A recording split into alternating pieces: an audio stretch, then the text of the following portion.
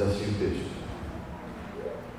portanto, também nós, visto que temos a rodear-nos tão grande nuvem de testemunhas, desembaraçando-nos de todo o peso do pecado que tenazmente nos assedia, corramos com perseverança a carreira que nos está proposta, olhando firmemente para o autor e consumador da fé, Jesus, o qual, em troca da alegria que lhe estava proposta, suportou a cruz, não fazendo caso da ignomínia, e está sentado à destra do trono de Deus. Considerai, pois, atentamente aquele que suportou tamanha oposição dos pecadores contra si mesmo, para que não nos fatigueis, desmaiando em vossas almas.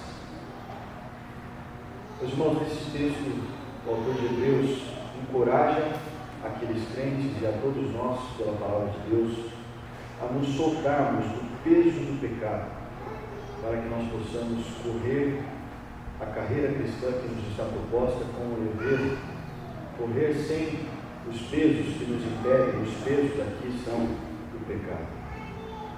E o exemplo maior de perseverança que ele nos traz aqui é do próprio Senhor Jesus, quando ele suportou toda a tribulação, mas perseverou até o fim em santidade e obediência a Deus, sendo exposto à vergonha e ignomínia da cruz por nossa causa.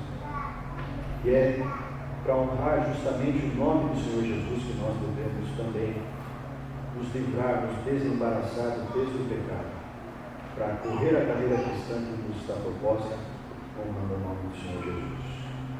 É por isso, meus irmãos, que nós devemos, nesse momento, orar ao Senhor, orar individualmente, cada um de nós, pedindo perdão pelos nossos pecados, reconhecendo que tão somente na graça de Cristo nós podemos ser redimidos, e pedindo para que o Senhor nos ajude a correr a nossa carreira cristã, honrando a Ele, correr a nossa carreira cristã, nos livrando do peso e dos obstáculos que estão adiante de nós.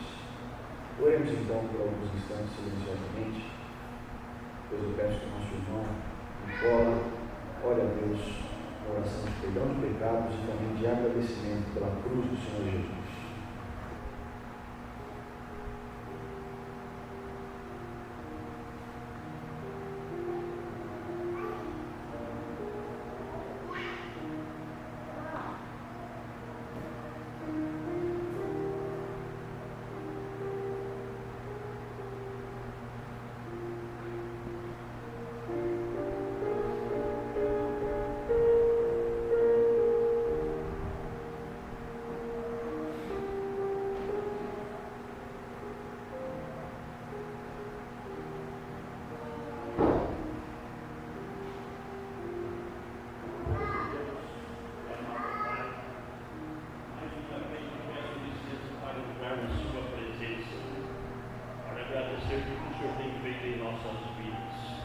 Quero agradecer pela presença de todos os irmãos que estão aqui hoje presentes e agradecer também que o Senhor abençoe todos aqueles que por algum motivo deixaram de comparecer. Eu peço ao Senhor, glorioso Deus, que perdoe os nossos pecados, porque nós somos imperfeitos, nós somos pecadores e nós sabemos disso. E eu peço ao Senhor que agradeço pela morte. O Senhor deixou o seu Filho unigênito, Jesus Cristo, morrer na cruz pela nossa salvação, que foi derramado o sangue dele pelo nosso viver na vida eterna. Glorioso Deus, eu lhe agradeço em nome do vosso Filho entronizado, Jesus. Amém. Em resposta a esse momento, meus irmãos, vamos cantar o hino de número 334. Fiquemos em pé. Cantemos este hino ao Senhor.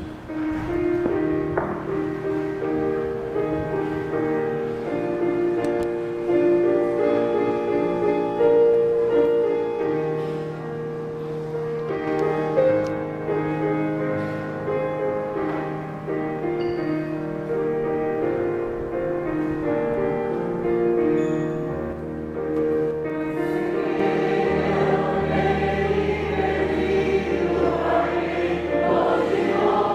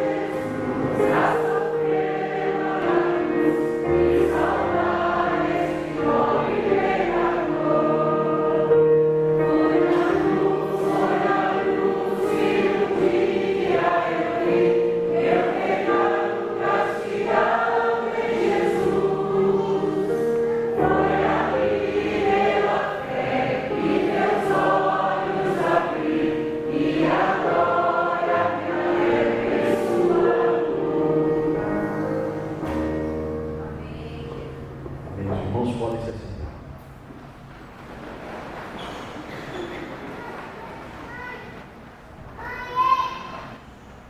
Abramos nossas Bíblias, meus irmãos, no texto de Lucas, Evangelho segundo Lucas, capítulo 15,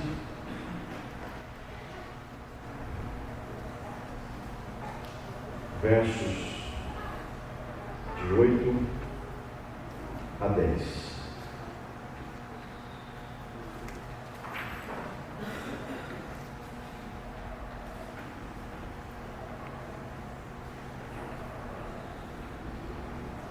Evangelho de Lucas, capítulo 15, versos de 8 a 10. Antes de lermos o texto, vamos orar mais uma vez ao Senhor, pedindo a sua bênção neste instante.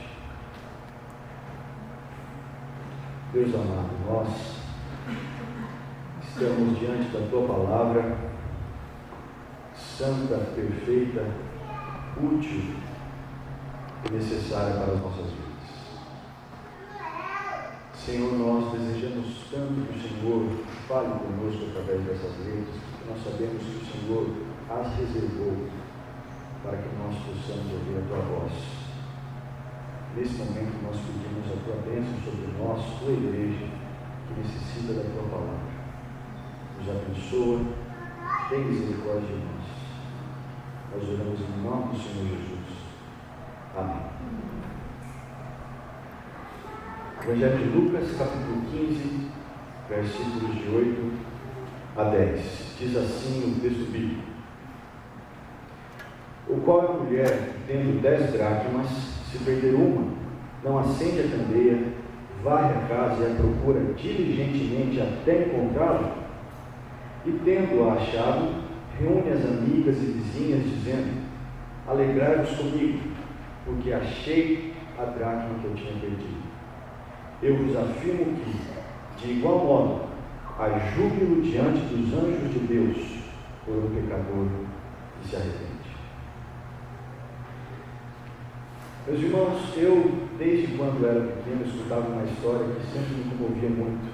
Uma história que dizia que, certa vez, um pastor chegou numa congregação pequena, em que ali frequentavam poucas pessoas, e naquele dia ele estava programado para dar atos pastorais àquela congregação, que ele ia pregar ali, ia ministrar a ceia. Ele fazia isso na regularidade de uma vez por mês. E chegando naquele lugar, um pouquinho antes do culto, uns 15 minutos antes do culto, ele viu aquela congregação vazia. Um dia um pouco chuvoso, de fato, talvez pouquíssimas pessoas estariam presentes no culto. Então ele abre a igreja, se senta no banco, espera mais uns 5 minutos e, de repente, mesmo diante dos bancos vazios, começa a pregar a palavra de Deus, a palavra que ele havia se programado para pregar, que havia estudado e preparado para pregar naquela noite.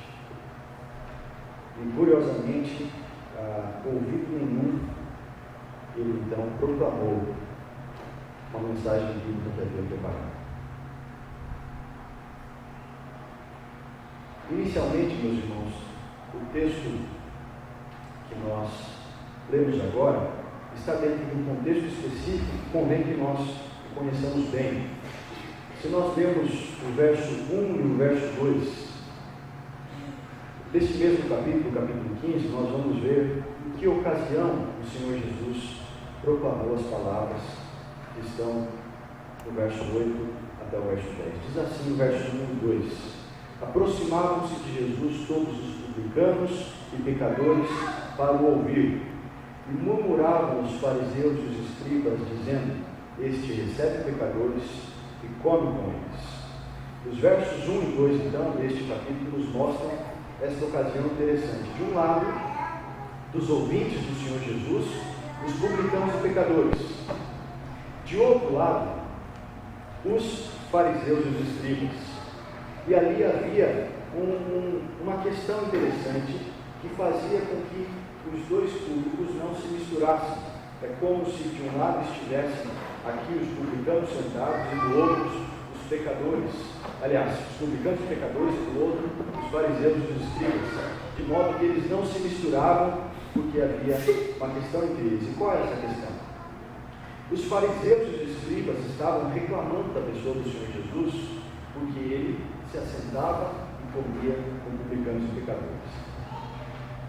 No mesmo Evangelho, em Lucas capítulo 5, verso 30, os fariseus e escribas demonstram a mesma reclamação em relação ao Senhor Jesus, dizendo que ele não só recebia os pecadores, mas também se assentava na mesa e comia com eles. A cultura da época, meus irmãos, a cultura especificamente no que tange ao costume dos judeus, ditava que seria muito bom e condescendente que alguém preparasse um grande jantar, uma grande refeição a pessoas humildes e marginalizadas. Mas se esse alguém mantivesse um pouco de bom senso e polidez, jamais ele se assentaria nessa mesa. Então ele simplesmente ofereceria um jantar e faria um contato mínimo com essas pessoas. Mas curiosamente o Senhor Jesus não só conversava com os publicanos e pecadores, mas se assentava e comia com eles. Isso, de certa forma, ofendia aos fariseus e escribas, porque Jesus falava em nome de Deus. E é justamente as leis desse Deus que esse Jesus, na visão dos escribas e fariseus, quebraram.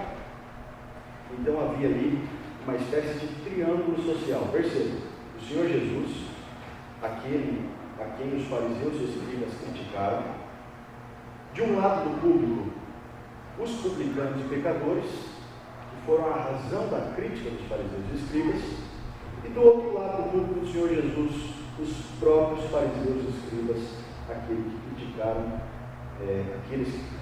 o Senhor Jesus e causaram ali o incômodo que estava estabelecido. Então, diante desse contexto, o Senhor Jesus, diante desses dois públicos, propõe 3 parábolas. E de certa forma as 3 parábolas estão totalmente interligadas. E nós não devemos analisá-las muito separadamente, pois estão relacionadas. No entanto, ao mesmo tempo, cada uma dessas parábolas tem sua particularidade específica. A primeira diz respeito a um pastor e sua ovelha, a terceira diz respeito a um pai e seu filho, e a segunda, sobre a qual está o nosso foco, diz respeito então a uma mulher e sua moeda, como lemos há pouco.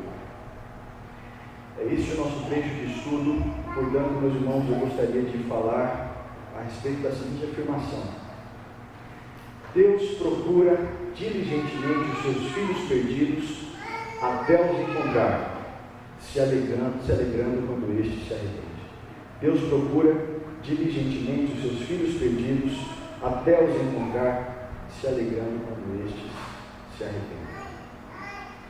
Então, de forma inicial, nós temos aqui simplesmente uma mulher sendo descrita pelo Senhor Jesus, que possuía, segundo o texto, 10 dracmas. E segundo o que nós conhecemos, dracmas são moedas da época, e uma moeda que era dada relativa ao trabalho de um dia de um trabalhador braçal. Então essa moeda era dada em pagamento a esse trabalhador, o que valia muito, pois com o suor do rosto, então durante um dia todo de sol, trabalhando, se esforçando fisicamente, então essa moeda era dada em troca desse trabalho. Isso nos remete, essa mulher com essa moeda nos remete certamente à vida campesina da época. Essas mulheres possuíam casas onde elas habitavam, casas pequenas, casas humildes, casas com alguns móveis, casas sem muita ventilação, talvez até sem muita iluminação. E o que é descrito aqui é que essa mulher perde uma de 10 dracmas, uma de 10 moedas. É muito possível que essas moedas, essas dracmas, juntando aqui 10 delas, formassem um colar. A época era propícia para isso, era costume fazer um colar com 10 dessas dracmas para enfeite das mulheres. É possível que essa mulher, que havia perdido uma dessas dracmas, então, pode ser que ela perdeu uma das dracmas de seu colar. Talvez esse colar tenha arrebentado, talvez ela tenha se descuidado. E o texto nos diz o seguinte no verso 8: ou qual é a mulher que, tendo 10 dracmas, se perder uma, não acende a candeia, varre a casa e a procura diligentemente até encontrá-la?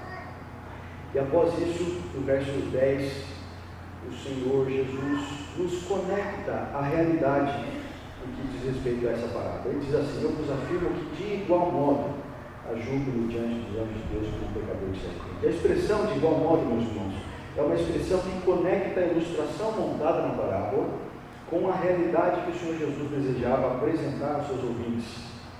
Então, nós temos aqui a tarefa de entender exatamente qual é a realidade mostrada e declarada pelo Senhor Jesus em sua proclamação. Nosso primeiro ponto, nosso primeiro bloco aqui de entendimento, então, nós compreendemos que a mensagem descrita no texto é essa: Deus procura diligentemente os seus filhos perdidos até os encontrar. É descrita aqui, implicitamente, uma perda. E essa é a primeira informação que o Senhor Jesus nos apresenta. Essa mulher perdeu uma de suas moedas. Então, aqui se refere a essa perda. Quando nós conectamos a ilustração do Senhor Jesus à realidade, nós somos informados de que algo estava perdido e o que representa esse algo.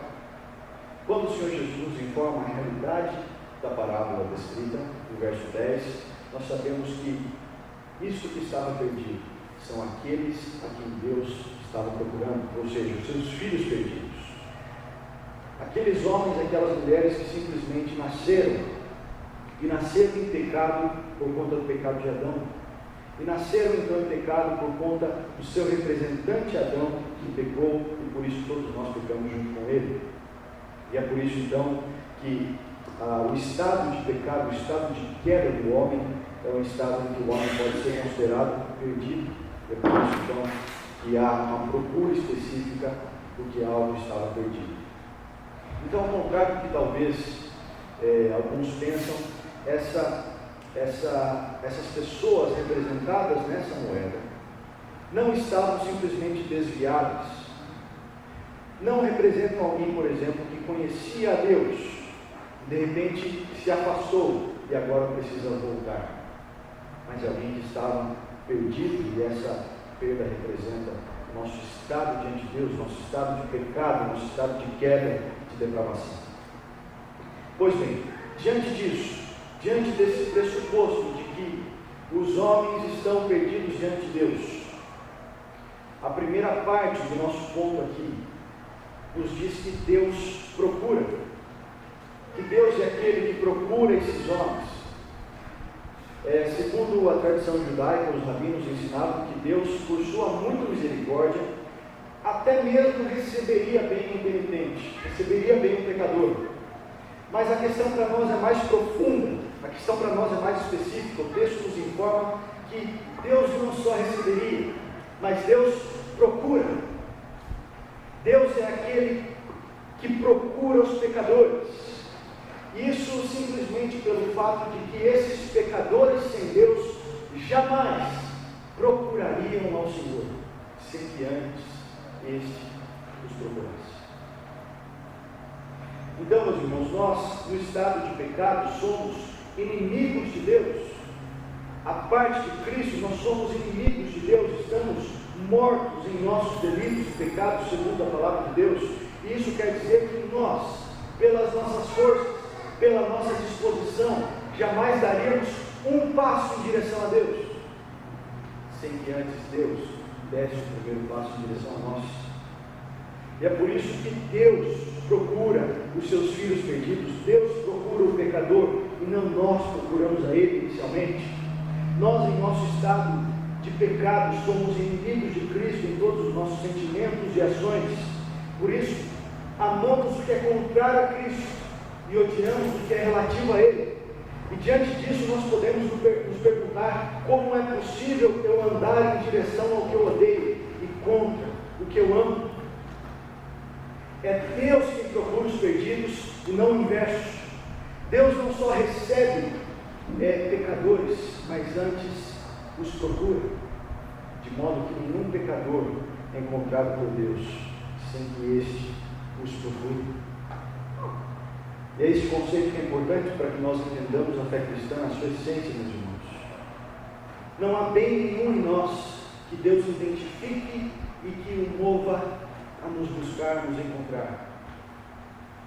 Todo o mal que existe em nosso coração está talvez escondido em partes diante dos nossos olhos, mas totalmente revelado e exposto diante dos olhos esquadrinhadores de Deus. E mesmo Deus conhecendo a profundidade do nosso mal e da nossa perversidade, se somos parte dos eleitos de Deus, Deus nos procura. Deus nos procura. Mas ainda neste ponto nós temos uma informação a mais. Deus não só nos procura, mas nos procura diligentemente. O verso 8 ainda nos informa que esta mulher vai à casa,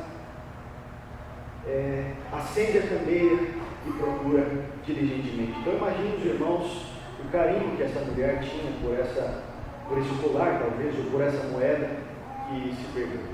Imagine que ela ganhou esse colar com muito trabalho do seu esposo, com o suor do seu rosto, com um trabalho talvez aí de 10 dias, segundo os cálculos da época. Então essa mulher certamente tinha muito carinho por aquilo que ela perdeu. Então ela retira os móveis do lugar, acende a candeia, varre bem a casa, faz aquela faxina que não fazia há uns 5 meses, 6 meses, para procurar a bendita moeda. E faz aquilo com esforço, faz aquilo com seu zelo, faz aquilo com todo o seu esforço para poder encontrá-la. E o texto então nos remete à ideia de que Deus não só procura, mas procura diligentemente. E o que é a procura diligentemente de Deus por seus filhos perdidos, senão o fato dele ter enviado o seu Filho? E nós podemos ver então o fato extraordinário e inexplicável da encarnação do Senhor Jesus. O fato de Deus, no seu mais íntimo e profundo pensamento, estar procurando diligentemente os seus filhos perdidos. Então, no evento em que o Senhor Jesus deixou a sua glória, deixou o seu trono de glória e encarnou neste mundo pecaminoso, nós podemos enxergar em ações práticas o Senhor Deus procurando aos seus filhos perdidos. E mais do que isso, o Senhor Jesus nasceu e foi encarnado pensando num só dia, pensando no dia em que Ele iria subir uma cruz e expiar os nossos pecados. E assim, de forma ainda mais completa, nós vemos Deus buscando diligentemente os seus filhos perdidos. A cruz do Calvário é a essência dessa procura diligente e ativa de Deus pelos seus filhos perdidos. O Senhor Jesus sofreu por nós na cruz o que nós sofreríamos no inferno durante a eternidade.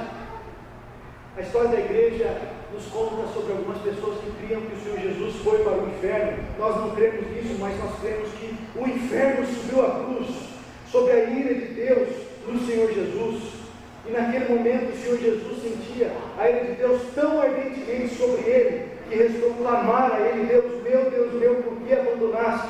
E os horrores então da ira de Deus ao redor do Senhor Jesus, encarando o Senhor Jesus, naquele momento, eram, meus irmãos, nada mais do que a procura diligente de Deus pelos seus filhos perdidos.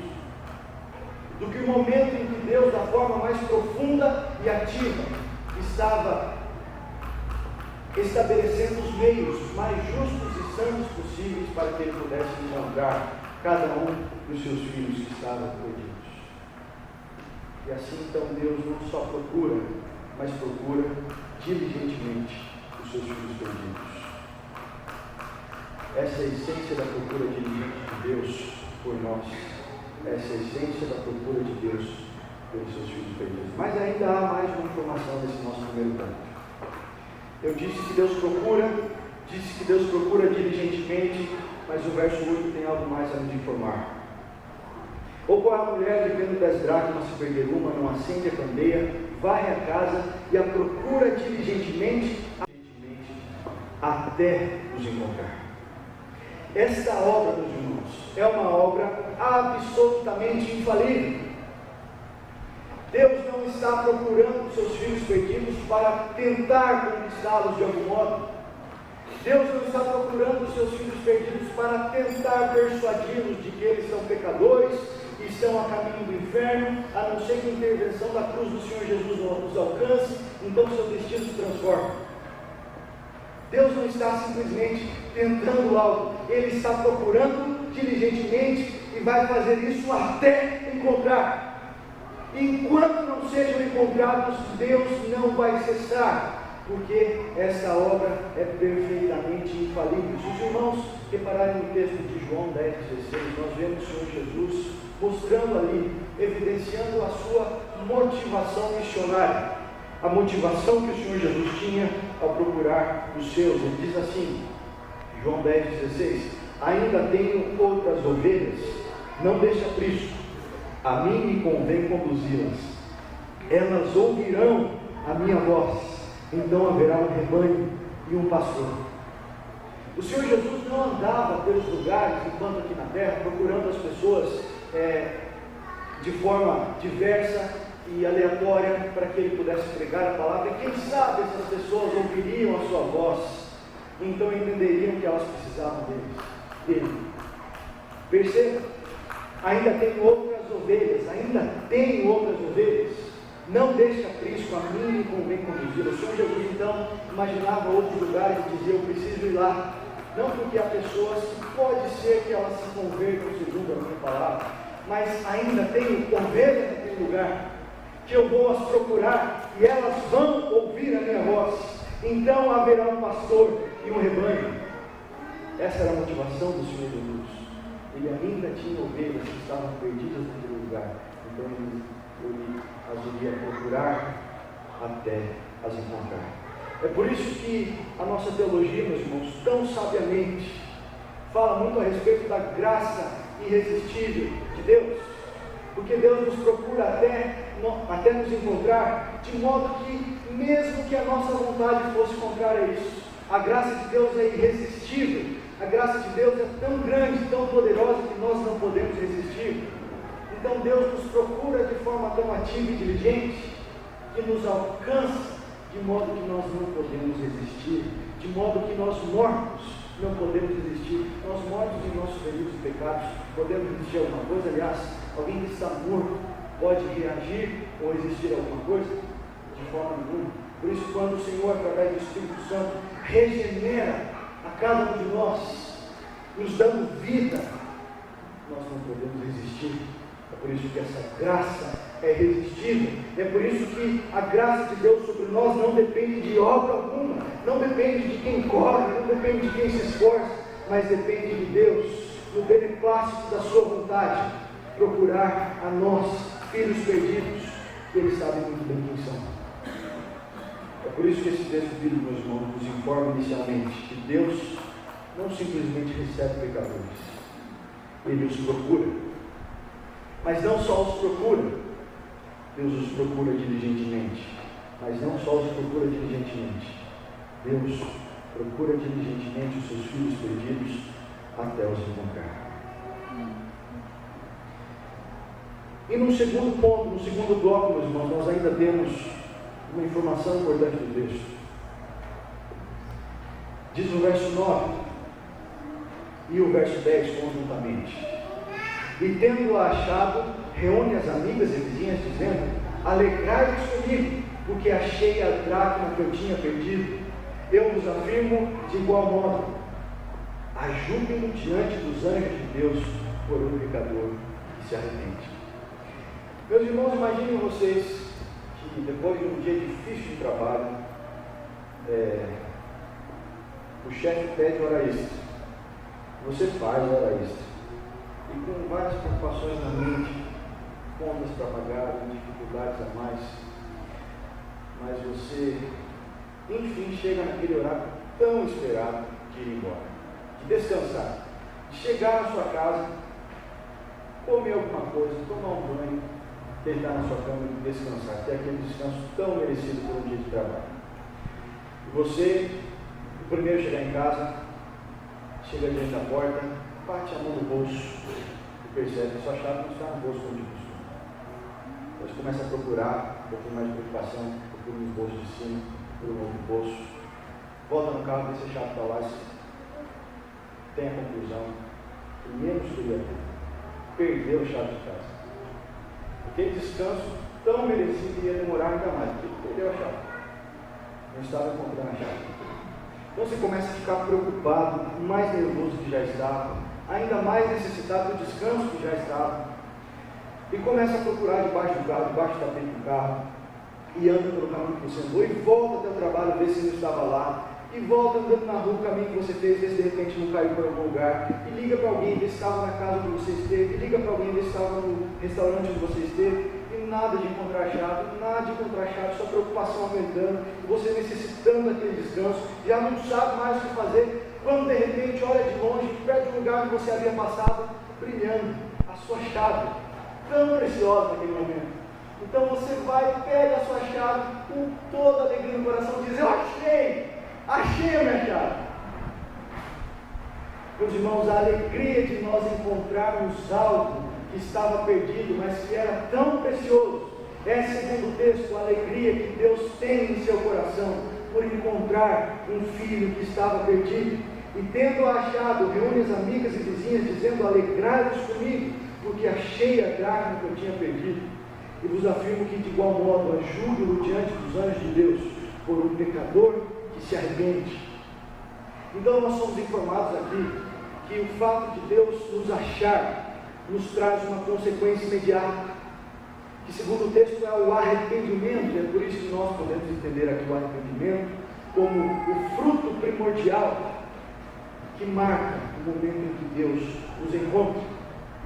A palavra de Deus nos confirma isso em vários momentos, como por exemplo dizendo que o Espírito Santo veio nos convencer a respeito do pecado, ou seja, nos gerar arrependimento.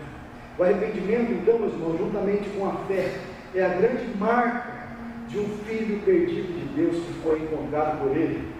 E aqui, por exemplo, que nós temos uma estreita conexão com a terceira parábola, quando nós vemos naquele filho pródigo arrependimento, para que pudesse então voltar ao seu pai. E o que o texto nos informa então de forma simples é que Deus se alegra quando os seus filhos perdidos são encontrados, mas de forma mais específica, Deus se alegra quando os seus filhos perdidos se arrependem dos seus pecados, se arrependem porque reconhecem que são pecadores, porque é justamente se arrependendo que eles evidenciam que foram encontrados por Deus de uma vez por todas. O arrependimento é motivo de alegria nos céus, nós vemos aqui, porque é isso que Cristo requer daqueles que o conhecem. Nós temos nos evangelhos João Batista anunciando que o reino dos céus está próximo, então por isso nós precisamos nos arrepender. Nós temos o Senhor Jesus anunciando a mesma coisa. Em Mateus 11, do verso 20 ao 24, nós vemos o Senhor Jesus increpando algumas cidades, acusando algumas cidades, porque estiveram diante dele e não se arrependeram. Nós vemos claramente que quando o Senhor Jesus se apresenta a nós, Ele espera que nós nos arrependamos, e quando nós fazemos isso, iluminados e abençoados pelo próprio Espírito Santo do Senhor, os céus se alegram, porque está marcado através do arrependimento que o pecador perdido foi encontrado. O arrependimento dessa forma, irmãos, é a porta de entrada, como se fosse uma porta de entrada na vida cristã, aquilo que marca a vida cristã. O arrependimento nosso diante de Deus. Ou qual é a mulher que, tendo 10 dracmas, se perder uma, não acende a candeia, varre a casa e a procura diligentemente até encontrá-la, e tendo achado, reúne as amigas e vizinhas, dizendo: alegrai-vos comigo, porque achei a dracma que eu tinha perdido. Eu vos afirmo que de igual modo é júbilo diante dos anjos de Deus por um pecador que se arrepende. Meus irmãos, vocês se recordam da ilustração da história que eu iniciei no começo deste sermão a respeito daquele pastor que pregou a ninguém. Essa história tem um final interessante, porque aquele pastor terminou aquele sermão, terminou de pregar aos bancos vazios e foi embora. fez aquilo porque sabia que estava no seu coração a responsabilidade de pregar, mesmo que para ninguém. Então, muitos anos depois, ele descobriu, através de um testemunho, que enquanto ele pregava, naquele dia chuvoso, alguém que estava embriagado foi se rastejando para o lado da igreja e entrou debaixo do assoalho da igreja. Isso no fim da tarde, quando então aquele pastor entra na igreja, fazendo barulho no assoalho, esse alguém acorda. De repente ouve uma voz falando algumas coisas e começa a prestar atenção naquilo. Esse alguém então toma ciência do Evangelho do Senhor Jesus e passa a crer no Senhor Jesus. A história consta que esse alguém abandonou seu vício, abandonou as ruas e foi alcançado pelo Senhor Jesus. Meus irmãos, esse texto nos ensina de forma clara que Deus procura diligentemente os seus filhos perdidos até os encontrar. Mesmo que nós não saibamos que Deus está fazendo isso, Ele faz. E neste momento eu gostaria de pensar com os irmãos quais são algumas aplicações desse ensino de Cristo para as nossas vidas. O que este ensino deve mudar em nossas vidas. Meus irmãos, sabem o que é mais intrigante nessa história toda? Sabem o que é mais intrigante na procura de Deus? Mais intrigante não é que Cristo se encarnou. Mais intrigante não é que Cristo abriu mão do seu trono de glória para estar aqui no meio de pecadores. Mais intrigante não é que Cristo deixou a sua posição de glória divina para se humilhar, mesmo sendo o próprio Deus aqui entre nós. Mais intrigante não é que o Senhor Jesus sofreu as injúrias, ofensas e perseguição deste povo mau. Mais intrigante não é ainda que o Senhor Jesus foi espancado e humilhado e até mesmo pendurado numa cruz como o maior dos culpados. O mais intrigante não é até que o Senhor Jesus foi enterrado e permaneceu durante 3 dias ali em seu túmulo. O mais intrigante é que o Senhor Jesus fez todas essas coisas por cada um de nós, por mim e por você, porque Deus estava procurando os seus filhos perdidos. Este ensino de Cristo, meus irmãos, deve mudar o modo como nós enxergamos a vida e a realidade, porque nós precisamos entender que a nossa existência se cumpre, se realiza. Nós temos a razão da nossa vida declarada a nós quando nós, encontrados por Deus, compreendemos que existimos, fomos criados justamente para isso, para sermos encontrados por Ele, para glorificá-lo, então se deleitar nele eternamente. E é por isso que, a despeito das nossas tribulações, a despeito das nossas dificuldades, a despeito do quão essa vida nos pareça amarga e difícil, deve haver, sobretudo em nosso coração, um sentimento de satisfação, paz e alegria profunda. Porque, por mais que todas as coisas ao nosso redor possam estar desmoronando, nós temos o maior dos presentes. Nós temos a maior das graças.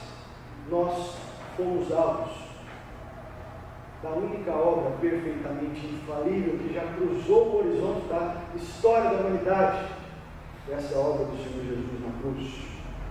E é por isso que nós devemos nos deleitar, não só agora em meio às dificuldades, mas também eternamente em Deus, porque fazemos parte dessa obra do Senhor Jesus, porque fomos alcançados por essa obra. E é por isso que nós devemos estar gratos a Deus, não só com palavras, mas com toda a nossa vida. Este ensino do Senhor Jesus deve mudar a nossa motivação missionária. Nós devemos amoldar a nossa motivação missionária, a motivação do Senhor Jesus.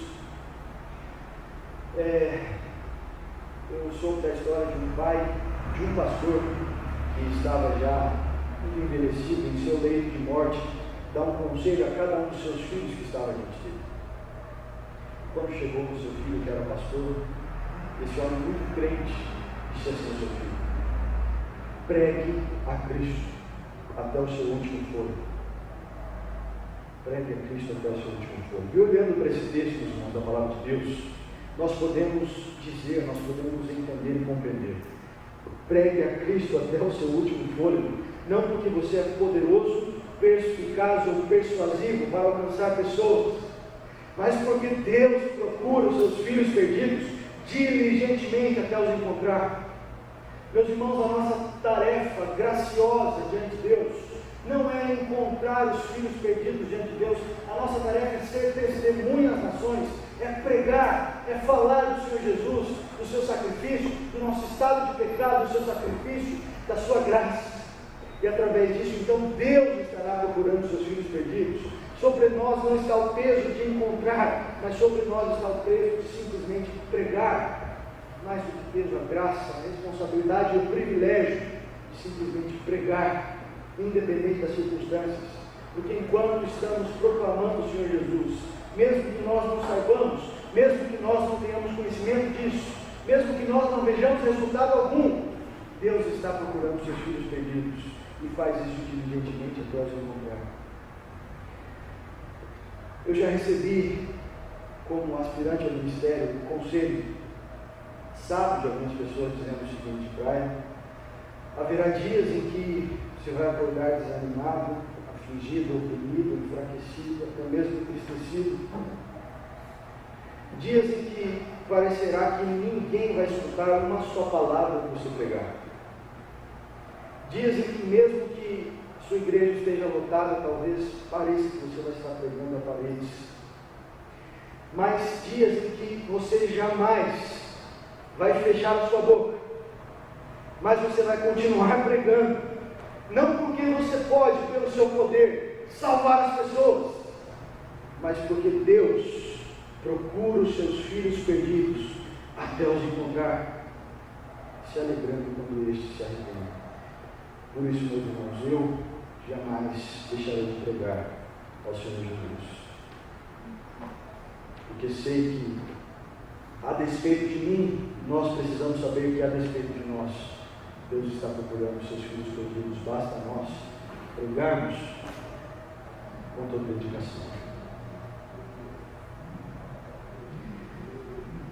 Nunca meus lábios cessarão a Cristo de bendizer-te, de cantar-te glória, pois guardo na alma teu amor imenso, grata memória. Quando perdido, vagueava aflito, e em densas trevas meu andar seguia, tu me buscaste, lá do céu andando, a luz que me guia. É o que diz a poesia do hino 64 de nosso cenário. Fiquemos em pé, meus irmãos, e cantemos este hino ao Senhor como resposta a essa mensagem.